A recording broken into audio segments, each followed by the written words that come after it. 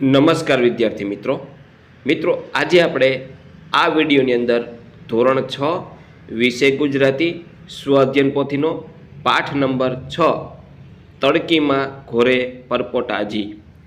તો મિત્રો આ વર્ષે જે આપણે ગુજરાતીની જગ્યાએ નવું પાઠ્યપુસ્તક આવ્યું છે પલાશ, ધોરણ 6 વિષય પલાશ સ્વાધ્યાયન પોથીનું ચેપ્ટર નંબર 6 તડકીમાં ઘોરે પરપોટાજી।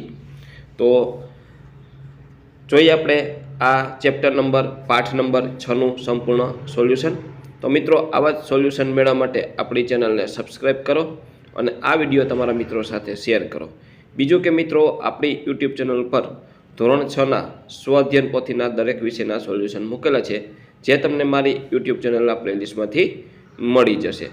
તો મિત્રો આપણે શરૂ કરીએ ધોરણ 6 વિષય ગુજરાતી એટલે કે પલાશ સ્વાધ્યાયન પોથીનું ચેપ્ટર નંબર 6 તડકીમાં ઘોરે પરપોટાજી।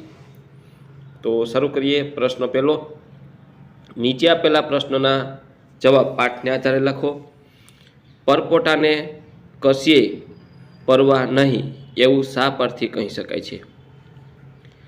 આખા મલકમાં સૂકાનું બાવડું અને લીલાનું ભેજ વખણાતું, પણ પરપોટાને તેની પરવા નહોતી। સૂકા અને લીલાને જેટલી પરપોટા સાથે દોસ્તી તેટલું જ એકબીજા સાથે વેર હતું, પણ પરપોટાને કશીએ પરવા નહોતી। બીજું, પરપોટો રોવા જેવો કેમ થઈ ગયો? પરપોટો સવારે આજુબાજુ ગામમાં સૂકા જોડે 7 તાળી રમવા જાય છે। જઈને જુએ તો ગામમાં કોઈ નહીં। બપોરે બાજુ ગામમાં લીલા સાથે પકડમ દાવ રમવા જાય છે, તો ત્યાં પણ કોઈ નહીં, તેથી પરપોટા રોવા જેવો થઈ ગયો। ત્રીજું, પરપોટાને કોની સાથે વેર અને કોની સાથે દોસ્તી હતી? પરપોટાને સૂકા અને લીલા સાથે દોસ્તી હતી, જ્યારે સૂકા અને લીલાને એકબીજા સાથે વેર હતું।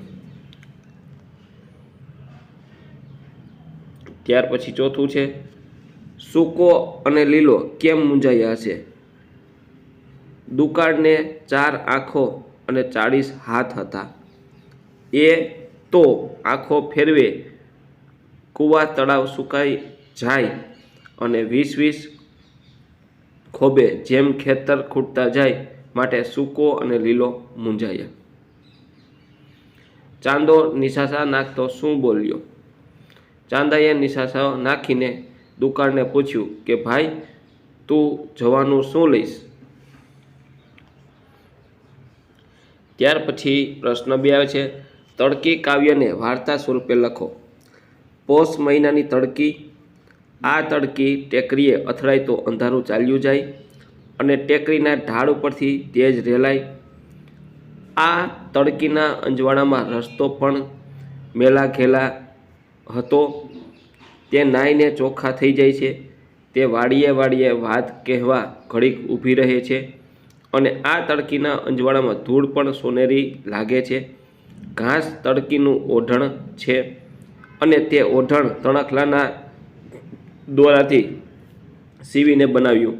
સહેજ ઉપર ચડેલા સૂર્યનું પ્રતિબિંબ તળાવમાં પડે છે, તે એવું લાગે છે કે જાણે તળાવે બારણું ખોલતા અંદરનો પ્રકાશ દેખાતો હોય।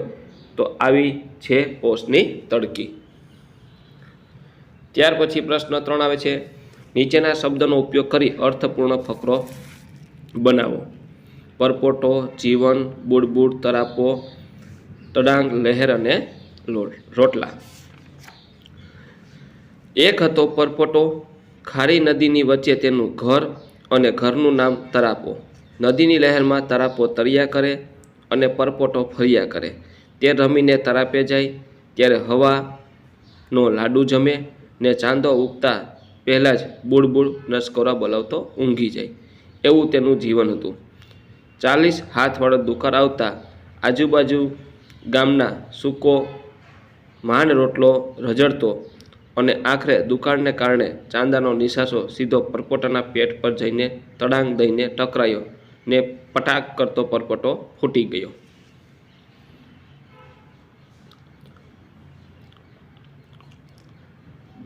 ત્યાર પછી પ્રશ્ન 4 છે, નીચે આપેલા ચિત્રનું વર્ણન 7-8 વાક્યમાં કરો. તો અહીંયા તમે ચિત્ર જોઈ શકો છો. આ રીતનું સરસ મજાનું ચિત્ર છે. તો ચિત્ર જોઈને આપણે વર્ણન કરવાનું છે. આપેલ ચિત્રમાં સુંદર મજાનું જંગલ છે. તેમાં પર્વતો અને નદીઓ પણ છે. નદી કિનારે એક માતા બેઠી છે. તેની બાજુમાં એક ઋષિપુત્ર છે અને તે પુત્રને પ્રાણીઓ પ્રત્યે સહાનુભૂતિ રાખવાની શિખામણ આપી રહી છે. માટે ઋષિપુત્ર પણ જંગલના નાના પ્રાણીઓને વહાલ કરી રહ્યો છે અને તેની બાજુમાં હરણ અને સિંહ જેવા જંગલી પ્રાણીઓ પણ દેખાઈ રહ્યા છે. પ્રશ્ન 5 આવે છે, નીચે આપેલી પંક્તિઓનો વિચાર વિસ્તાર કરો. ટેકરીએ અથડાતા ફૂટી અંધકારની મટકી. જ્યારે તડકી ટેકરી સાથે અથડાય છે એટલે કે ટેકરી પર તડકો પડે છે ત્યારે અંધારું ચાલ્યું જાય છે અને ચારે બાજુ અંજવાળું ફેલાઈ જાય છે. પછી પાનમાં ભરી નવાય. પાંદડા પર કૂણો કૂણો તડકો પડવાથી તે ચમકી રહ્યા છે અને તેને કારણે વૃક્ષ સુંદર લાગે છે. મલકે કારણ પૂછે લઈને એકબીજાની આડ. દેશ પ્રદેશ પણ એકબીજાની ઓથ લઈને કારણ પૂછે છે. પછી ચોથું આવે છે, નિશાન ચૂક માફ નહીં, નિશાન ચૂક માફ નહીં, માફ નહીં નીસું નિશાન. આ પંક્તિમાં કવિએ આપણા જીવનના ધ્યેયને સરસ રીતે રજૂ કર્યા છે. દરેક વ્યક્તિએ પોતાના જીવનમાં ઉચ્ચ ધ્યેય રાખવું જોઈએ.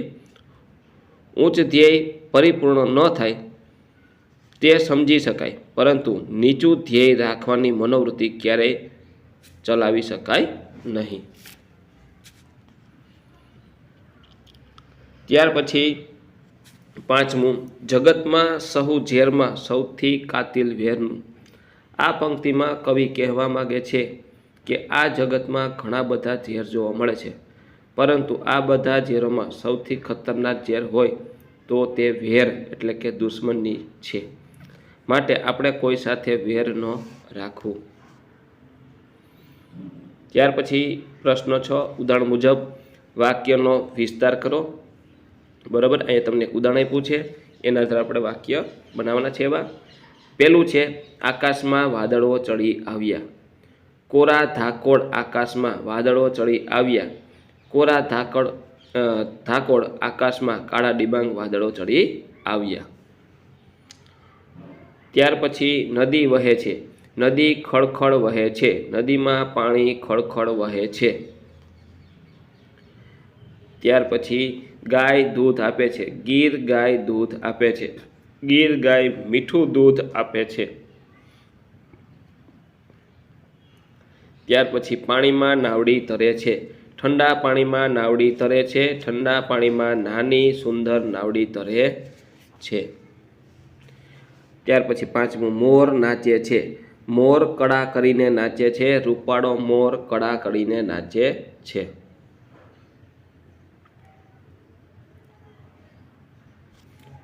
પ્રિયલ ફૂલ ચૂંટે છે. પ્રિયલ સુગંધી ફૂલ ચૂંટે છે. પ્રિયલ સુંદર મજાનું સુગંધી ફૂલ ચૂંટે છે. મહેરીન ગીતો ગાય છે. મહેરીન ગીતો સુંદર રીતે ગાય છે. મહેરીન દેશભક્તિના ગીતો સુંદર રીતે ગાય છે. પ્રશ્ન નંબર 7, નીચેના ફકરામાંથી નામ શોધો અને તેના પ્રકાર લખો. તો આ રીતના તમારે ફકરો છે એ વાંચવાનો છે. એના આધારે આપણે એના નામ અને પ્રકાર લખવાના થશે. તો જોઈએ આપણે ફકરો, ત્યાર પછી કોષ્ટક. નામ અને નામનો પ્રકાર. જંગલ જાતિવાચક, તળાવ જાતિવાચક, વૃક્ષ જાતિવાચક, પંખી જાતિવાચક, ઝુંડ સમૂહવાચક, હંસ જાતિવાચક, બતક જાતિવાચક, ગાયો જાતિવાચક, ધણ સમૂહવાચક, ભેંસો જાતિવાચક, ખાડું સમૂહવાચક, વડ જાતિવાચક, ગોવાળ જાતિવાચક, ટોળી સમૂહવાચક, ટોળી સમૂહવાચક, દૂધ દ્રવ્યવાચક, દહીં દ્રવ્યવાચક, ઘી દ્રવ્યવાચક, પછી કમળ જાતિવાચક, પૂર્ણા જાતિવાચક, ફૂલો જાતિવાચક. આ રીતનું મિત્રો સંપૂર્ણ કોષ્ટક થશે.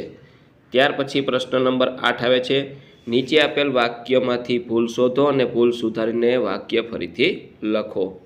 અહીં શુદ્ધ ગાયનું ઘી મળશે. અહીં ગાયનું શુદ્ધ ઘી મળશે. બીજું, આ વર્ષે ચોમાસું નિષ્ફળ જતાં ચોમાસું પાક સારો નહીં ઉતરે. આ વર્ષે ચોમાસું નિષ્ફળ જતાં પાક સારો નહીં ઉતરે. ત્રીજું, કાઠિયાવાડી બોલીમાં ઘણા તળપદા શબ્દો આવે છે. કાઠિયાવાડી બોલીમાં ઘણા તળપદા શબ્દો આવે છે. ચોથું, તમે શું સલાહ આપો છો? તમે સલાહ શું આપો છો? પાંચમું, ધાતુ ગરમી અને ઠંડીથી સંકોચાય અને ફૂલે છે. ધાતુ ગરમીથી ફૂલે છે અને ઠંડીથી સંકોચાય છે. ત્યાર પછી આગળ જોઈએ તો છઠ્ઠું, અહીં ગંદકી કરવી નહીં. અહીં ગંદકી કરવી નહીં, કરનારને સજા થશે. અહીં ગંદકી કરવી નહીં અને કરનારને સજા થશે. સાતમું, સવિતાબહેનને કેવી રીતે આટલું સરસ ભરતકામ કર્યું? સવિતાબહેને આટલું સરસ ભરતકામ કેવી રીતે કર્યું? આઠમું, તમે એ કવિતા કે પાઠ વાંચી નથી. તમે એ કવિતા કે પાઠ વાંચ્યા નથી. ત્યાર પછી નવમું છે, દેશના દરેક નાગરિકે પોતાની ફરજ પ્રત્યે સભાન રહેવું જોઈએ. દેશના દરેક નાગરિકે પોતાની ફરજ પ્રત્યે સભાન રહેવું જોઈએ. શું તમારી બહાદુરી ઉંદર જોઈને નાઠા? શું તમારી બહાદુરી જોઈને ઉંદર નાઠા? તો આ રીતના વાક્ય થશે. ત્યાર પછી પ્રશ્ન નંબર 9 આવે છે, નીચેના વાક્યને માન્ય ભાષામાં લખો. હાલો ને આપણા મલકમાં. તો ચાલો આપણા વિસ્તારમાં. પાદરે પાદરા વાયા આવો. તો આનું મિત્રો તમારે એને સોલ્યુશન છે એ ગોતીને લખવાનું છે. હું નિશાળે જાઉં નહીં. બરાબર છે. ત્યાર પછી ચમ છો ભાઈ? તો કેમ છો ભાઈ? પાંચમું છે, હું ખાતો છું. હું જમું છું. જ્યાં ત્યાં ક્યાં ગયા હતા? આવું થશે મિત્રો. અહીંયા બીજું છે, પાદરે પાદરા વાયા આવો. તો એનો અર્થ થાય સીધે સીધા આવો. બરાબર છે. તો ફરીથી આપણે જોઈ લઈએ. પહેલું છે, ચાલો આપણા વિસ્તારમાં. બીજું છે, સીધે સીધા આવો. ત્રીજું છે, હું નિશાળે જાઉં છું. ચોથું છે, કેમ છો ભાઈ? પાંચમું છે, હું જમું છું. છઠ્ઠું છે, ક્યાં ગયા હતા? ત્યાર પછી આવે છે સાતમું, તું પાણી ભરીશું. તું પાણી ભરે છે. તું કેમ ન કરું? તો કામ નહીં કરું. આવા શબ્દ થશે, તળપદા શબ્દ. ત્યાર પછી પ્રશ્ન 9 આવે છે, તમારી પ્રાદેશિક બોલીના 5 વાક્ય લખો. તો તમે જે વિસ્તારમાં રહ્યો છો એ વિસ્તારની બોલીના 5 વાક્ય લખવાના છે. તો અહીંયા આપણી છે કાઠિયાવાડી બોલી છે, એમનું લખીએ. હાલો ઘેરે જઈએ. બીજું છે, મને હું કામ ખીજાવ છો. મારી મમ્મી ખાવાનું દે. હાલો આપણે વાડીએ જઈએ. મમ્મી મને માથું ઓળી દે. આ રીતના આપણી બોલીના 5 વાક્ય થશે.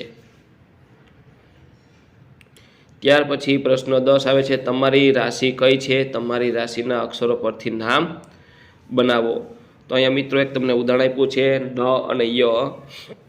ન ઉપરથી નિધિ, નિશ્ચલ, ય ઉપરથી યજ્ઞ, યશ. તો તમારી રાશિ છે એના ઉપરથી તમારે નામ બનાવવાનું છે. તો અહીંયા મારી રાશિ છે કન્યા, પઠણ. તો પ ઉપર, ઠ ઉપર ને હણ ઉપર તમારે નામ બનાવવાના છે. એ રીતના તમારી રાશિ પર તમે બનાવી શકો છો.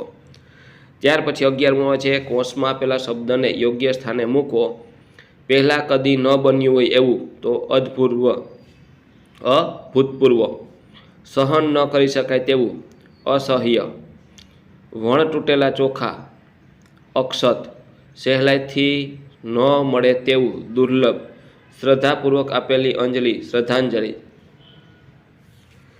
ત્યાર પછી જેનો અંત નથી તે. અનંત.